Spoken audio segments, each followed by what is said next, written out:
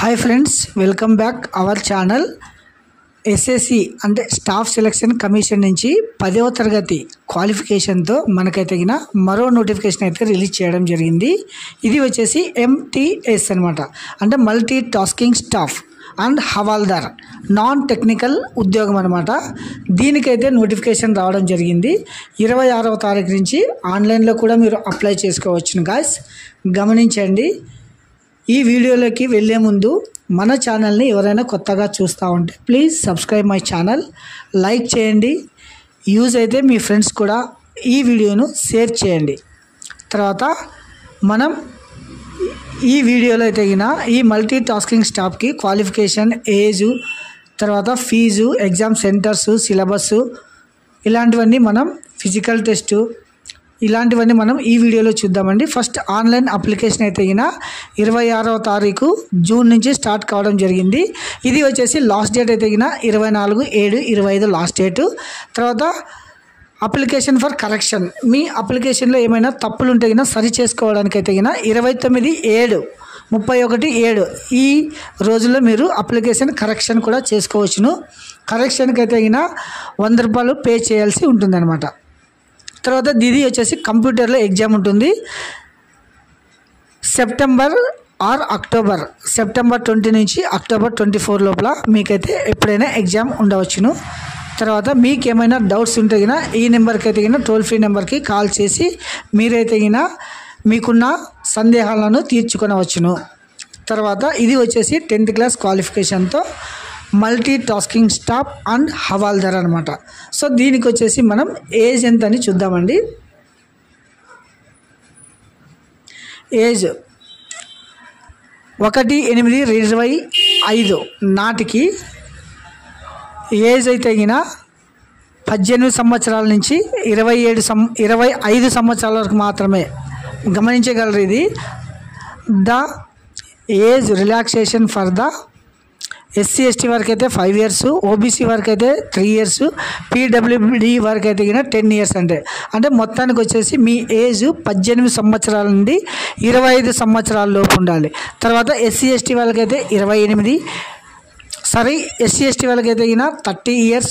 తర్వాత BC వరకు అయితే 18 నుంచి 25 + 3 28 సంవత్సరాలు అనమాట. సో ఇది వచ్చేసి ఏజ్ రిలాక్సేషన్. తర్వాత 18 నుంచి 27 వరకు అయితే ఇది వచ్చేసి హవాల్దార్ సంబంధించిన ఇంటిమేషన్ అనమాట. ఇది వచ్చేసి 18 to 25 అయితే MTS అనమాట.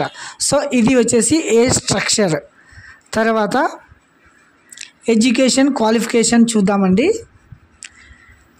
ఎడ్యుకేషన్ అయితే 10th క్లాస్ ఎనీ రికాగ్నైజ్డ్, అంటే NIOS కానీ, APSSC కానీ, APOSS కానీ ఇలా 10th క్లాస్ పాస్ అయిన ప్రతి ఒక్కరు దీని కొరకు అయితే మీరు అప్లై చేసుకోవచ్చును.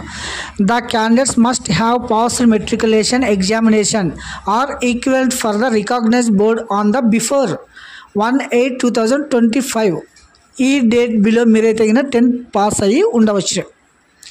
సో నెక్స్ట్ వచ్చేసి మనకి ఫీజు ఎంత అని చూద్దామండి.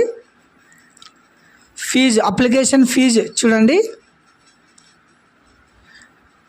అప్లికేషన్ ఫీజు వచ్చేసి 100 రూపాయలు అనమాట. Fees payable for the 100 rupees. Women candidates and SC/ST PW వీరందరికీ ఎగ్జెప్షన్, అంటే వీరంతా ఫీజు అయితే ఆన్లైన్లో ఏం పే చేయాల్సిన అవసరం లేదు. ఓన్లీ OC వారు, BC వారు, అబ్బాయిలు మాత్రమే 100 rupees పే చేయాల్సి ఉంటుందన్నమాట. సో ఇది వచ్చేసి మీకైతే అప్లికేషన్ ఛార్జెస్.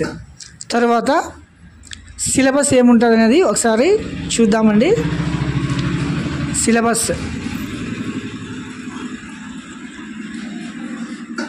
సిలబస్ వచ్చేసి కంప్యూటర్ బేస్డ్ ఎగ్జామ్ కదా, సీజన్ 1 సీజన్ 2 అంటే ఒకే రోజు 2 పేపర్ల ఎగ్జామ్ ఉంటుంది.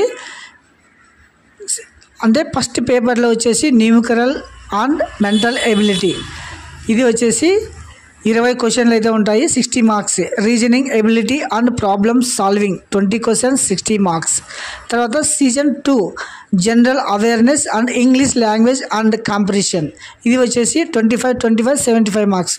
ఇది వచ్చేసి మీకైతే సిలబస్ అనమాట. ఎగ్జామ్ సిలబస్ ఎగ్జామ్కి వచ్చేది కంప్యూటర్ బేస్డ్, అంటే కంప్యూటర్లో ఎగ్జామ్ ఉంటుంది. 2 సెషన్స్ ఉంటాయి. మీరు ఖచ్చితంగా 2 సెషన్స్ కంప్లీట్గా రాయాల్సి ఉంటుందన్నమాట. సీజన్ 1 సీజన్ 2 అని 2 సెషన్లో ఇది జరుగుతూ ఉందన్నమాట.